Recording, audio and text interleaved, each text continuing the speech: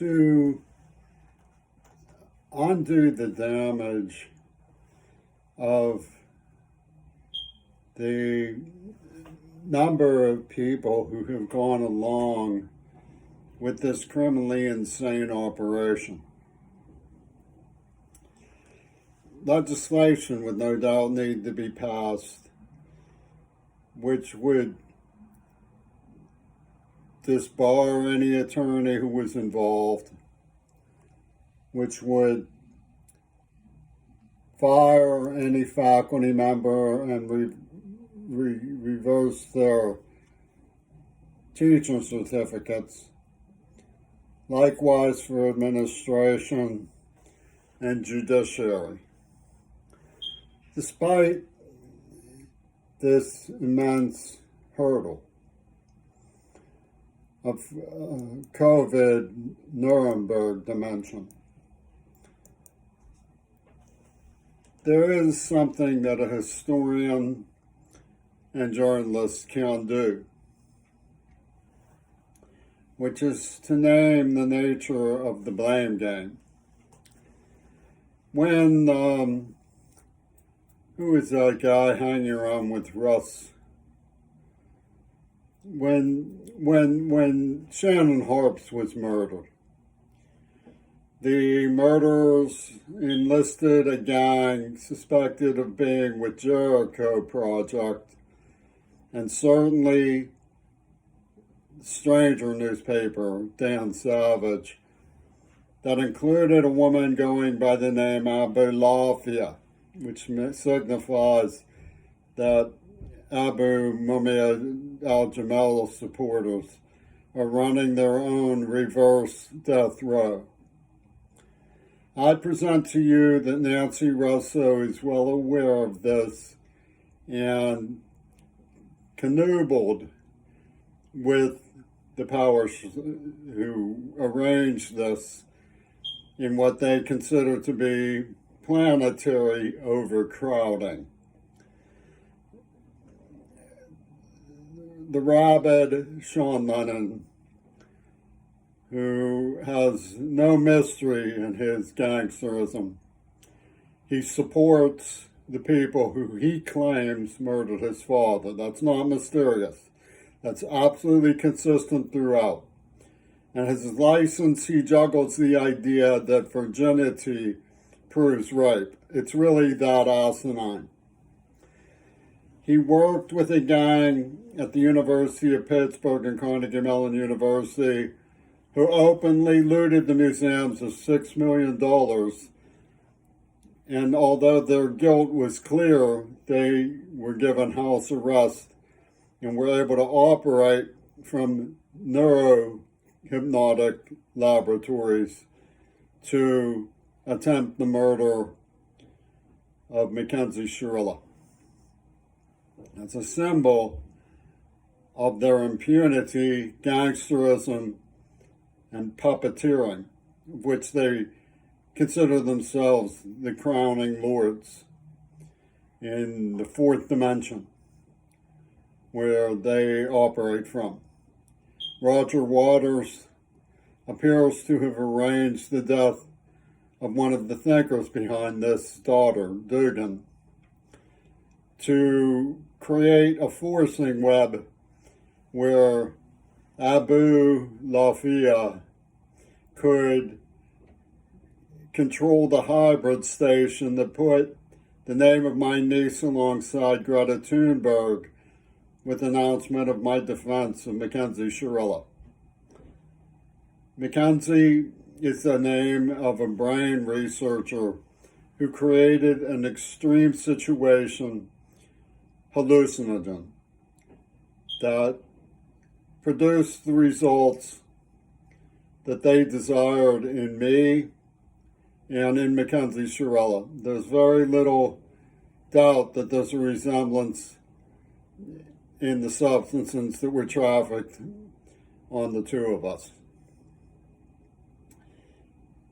Mackenzie worked with Wattmaker, meaning that a psychiatrist from Attica State Prison is shown to have created an extreme situation Holocaust simulation neurohallucinogen that aided and abetted the criminal research and espionage of Glenn McKenzie. This gang at the University of Pittsburgh has long had contacts with Putin, and they murdered my father, a senior faculty member named Ry Curry, who was an early pioneer of public schools. They can't be bothered with echo schools. My father was talking about echo schools in the 1970s. They brought in to combat information about this murder cartel people who were friends of Jimmy Carter, like Martin Sheen.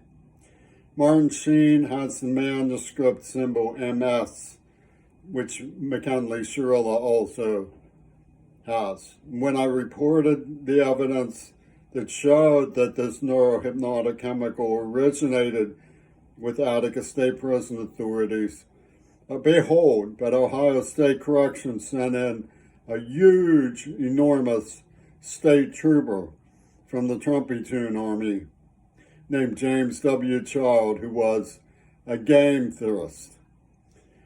These people wrote a book called Sexual Self-Destruct, The Conscience of the West.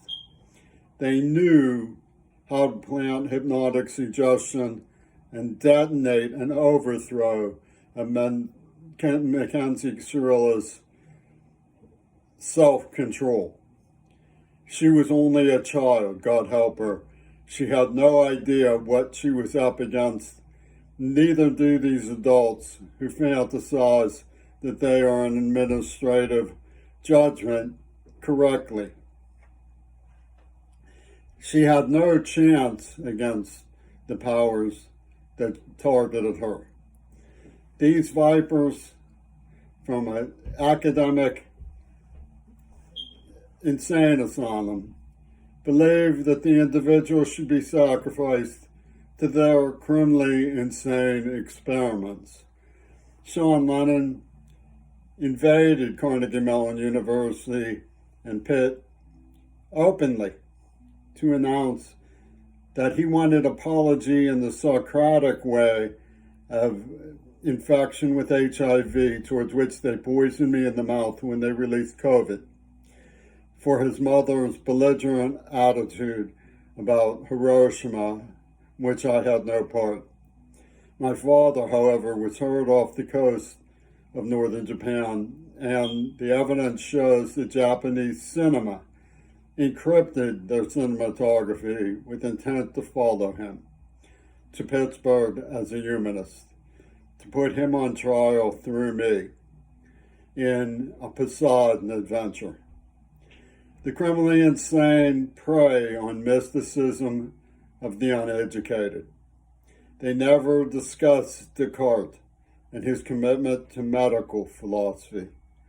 They never attempted to warn, to intercept.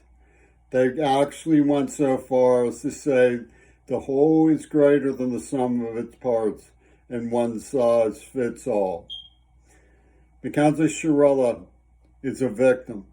She was targeted, she was poached, and these individuals are part of a gang theorem of strong-arm politics, which is criminally insane. Don't let them fool you in their claims that they represent some sort of necessary evil for the good of the many. They don't. They're out only for themselves, and they're clever, monstrous, cruel.